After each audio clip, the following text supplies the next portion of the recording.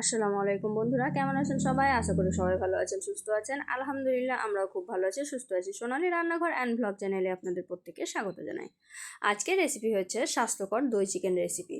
খুব অল্প তেল মশলায় রান্না, খেতেও দুর্দান্ত লাগে আর এই গরমের জন্য একদম পারফেক্ট, যেটা খেতেও ভালো লাগবে আর শরীরের পক্ষেও কিন্তু ক্ষতি করবে না, বরঞ্চ উপকারী করবে।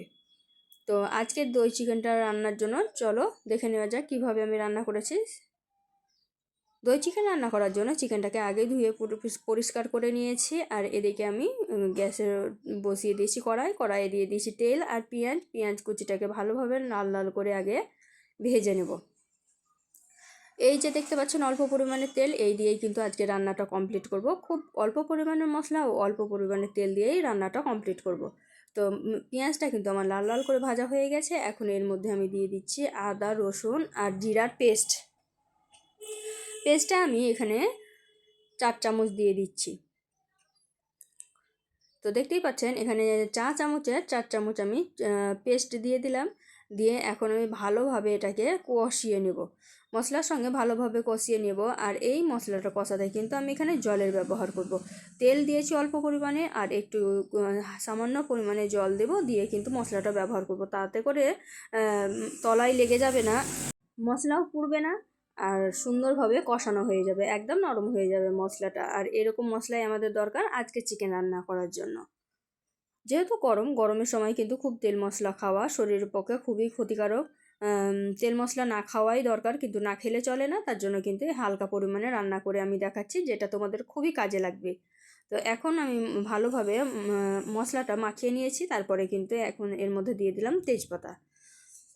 চিকেন রান্না করতে গেলে তেজপাতা কিন্তু লাগেই, মাস্ট, কারণ চিকেনের মধ্যে একটা দুর্গন্ধ থাকে, যেটা তেজপাতা দিলে একটা সুন্দর সেন্টের পরিবর্তন হয়ে যায়।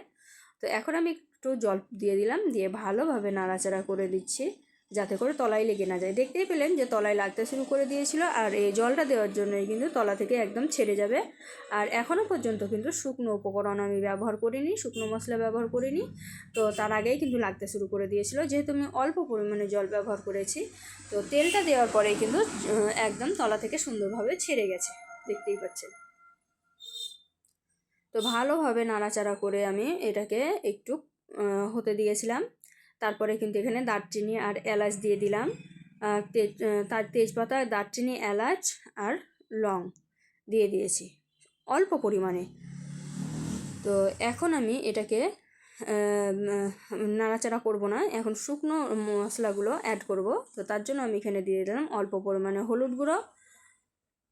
যেহেতু আমি এখানে কম মশলা ব্যবহার করব, আগেই বলে দিয়েছি, তো তার জন্য অল্প অল্পই ব্যবহার করছি। দিয়েছি শুকনো লাল লঙ্কা গুঁড়ো, এই লঙ্কাটা কিন্তু অনেক ঝাল, তাই অল্প পরিমাণে দিলাম। তারপরে দিয়ে দিলাম জিরা ধনিয়ার পাউডার। তো জিরা ধনিয়ার পাউডার দিয়ে আমি কিন্তু এখন ভালোভাবে এটাকে কষিয়ে নেব। তো তার আগে কিন্তু আরেকটু জল ব্যবহার করব, তা না হলে কিন্তু মশলাটা ভালোভাবে কষানো হবে না, তখন কিন্তু মশলা থেকে একটা সেন্ট ছাড়বে। তো তার জন্য কিন্তু আমি এখন এখানে একটু জল ব্যবহার করব। আপনারা কিন্তু এভাবে মশলাটা কষিয়ে দেখবেন, খেতে কিন্তু দুর্দান্ত হয়, কালারটাও খুব সুন্দর আছে আর শরীরের পক্ষে তো অনেক উপকার। তো এই তো অল্প পরিমাণে জল দিয়ে দিলাম, জল দিয়েও কিন্তু সুন্দরভাবে মশলাটা কষানো যায়। তো এই তো আমি এখন নাড়াচাড়া করে ঢাকা দিয়ে দিব। এই চিকেনটা কিন্তু হালকা আঁচে ঢাকা দিয়েই তৈরি করব, তাহলে কিন্তু দুর্দান্ত হবে। তো দেখতেই পেলেন সমস্ত শুকনো উপকরণ আমি মিক্সড করে দিলাম। এখন সর্বশেষে আমি দিয়ে দিচ্ছি লবণ। লবণটা আপনারা আপনাদের স্বাদ অনুযায়ী দিয়ে দিবেন, কম বা বেশি করে নিতে পারেন। আমি আমাদের চিকেনের পরিমাণ অনুযায়ী দিয়ে দিয়েছি। এখন আমি মশলাটাকে সামান্য একটু ঢাকা দিয়ে রেখে দেব। তো মশলাটা সামান্য একটু ঢাকা দিয়ে রেখেছিলাম, তাতে কিন্তু সুন্দরভাবে কষানো হয়ে গেছে, একদম তেল ছেড়ে দিয়েছে। ভালো করে লক্ষ্য করে দেখুন, মশলাটা একদম নরম হয়ে গেছে আর ওপরে তেল ছেড়ে দিয়েছে। তো এখন আমি এর মধ্যে চিকেনটা অ্যাড করে দেবো। তো চিকেনের যেহেতু এক্সট্রা তেল থাকে, তাই খুব বেশি তেল দিয়ে রান্না করাটা কিন্তু একদম ক্ষতিকর। তাই অল্প তেল দিয়েই সবসময় রান্না করার চেষ্টা করবেন, তাহলে কিন্তু ভালোভাবে খেতেও পারবেন আর সুস্থও থাকতে পারবেন। তো মশলার সঙ্গে এখন চিকেনটাকে আমি ভালোভাবে মিক্সড করে নিচ্ছি। দেখুন, ভালোভাবে মশলার সঙ্গে মিক্সড করে নিতে হবে। আর এটা কিন্তু ঢাকা দিয়ে হালকা আঁচেই আমি রান্না করব, ঢাকা দিয়ে। দেখুন চিকেনের সঙ্গে ভালোভাবে মশলা কিন্তু আমি মাখিয়ে নিলাম। সুন্দরভাবে মাখিয়ে নিয়েছি, প্রত্যেকটা চিকেনের সঙ্গে সুন্দরভাবে মাখানো হয়ে গেছে। এখন হালকাভাবে আঁচটাকে হালকা করে ঢেকে দিলেই কিন্তু সুন্দরভাবে মাখো মাখো হয়ে যাবে। তো বন্ধুরা, তোমরা ভিডিওটা কে কোথা থেকে দেখছো একটু কমেন্টে জানাবা। তোমরা কিন্তু ভিডিও দেখো কিন্তু লাইক কমেন্ট করতে ভুলে যাও, তো অবশ্যই লাইক কমেন্ট করতে ভুলবে না। লাইক কমেন্ট করবে, তোমাদের একটা লাইক আমাদেরকে মোটিভেট করে নিত্য নতুন রেসিপি তৈরি করার আগ্রহ বাড়িয়ে দেয়। তাই অবশ্যই আমাদের ভিডিওটা কেমন লাগছে সেই কমেন্টে জানাবে, আর ভালো লাগলে লাইক শেয়ার কমেন্ট করতে ভুলবেন না। আর কি ধরনের ভিডিও আমার কাছ থেকে দেখতে চান সেটাও কিন্তু কমেন্টে জানাবেন, তাহলে সেই ধরনের ভিডিওই আমি আপনাদের সঙ্গে তুলে ধরার চেষ্টা করব। তো চিকেনটা কিন্তু ঢাকা দিয়ে দিয়ে আমি নাড়াচাড়া করে নিয়েছি, আর এদিকে কিন্তু আমি দই নিয়ে নিয়েছি, দেখতেই পাচ্ছেন। এখন কিন্তু এই পর্যায়ে আমি দইটা দিয়ে দিব, তার জন্য কিন্তু দইটাকে আমি ফেটিয়ে নিচ্ছি। এটা কিন্তু ঘরে পাতানো টক দই। তো এটা দিয়েই আমি আজকের চিকেনটা সুন্দরভাবে তৈরি করে নেব। তার জন্য কিন্তু এখানে আমি 4 থেকে 5 চামচ টক দই নিয়েছি, সেটাকে আমি ভালোভাবে ফাটিয়ে নিলাম। আর চিকেনটা কিন্তু এখন হাফ কষানো হয়েছে, এর মধ্যে কিন্তু আমি দইটা দিয়ে দেবো, তাহলে ভালোভাবে কষানো হতে হতেই কিন্তু চিকেনটা সুন্দরভাবে হয়ে যাবে আর ভাঙবেও না। তো দেখতে পাচ্ছেন হাফ কষানো হয়ে গেছে চিকেনটা, এখন আমি এর মধ্যে দইটা দিয়ে দিলাম। দইটা দিয়ে আমি হালকা আঁচে, কিন্তু সব সময় হালকা আঁচেই রাখবেন।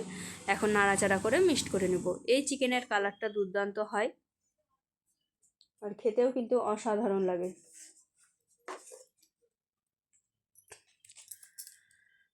তো দেখতেই পাচ্ছেন আমি ভালোভাবে মিক্সড করে নিলাম। আর এই চিকেনের মধ্যে কিন্তু আমি একটুও জল ব্যবহার করিনি, এই যে দই দিলাম এতেই কিন্তু অনেকটা পরিমাণে জল ছাড়বে, তাতেই কিন্তু চিকেনটা সুন্দরভাবে রান্না হয়ে যাবে।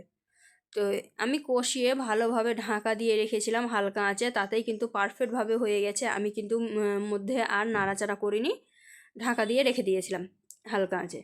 তো ঢাকা দিয়ে রেখে দিয়েছিলাম, তারপরে কেমন হয়েছিল সেটাই তোমাদের সঙ্গে তোমাদেরকে দেখাবো। তার জন্য কিন্তু এখন আর দেখাচ্ছি না, একদম নাড়াচাড়া করে ঢাকা দিয়ে দিলাম। আর দেখতেই পেলে একটুও কিন্তু জল ব্যবহার করিনি। এখন ঢাকা দিয়ে দেব।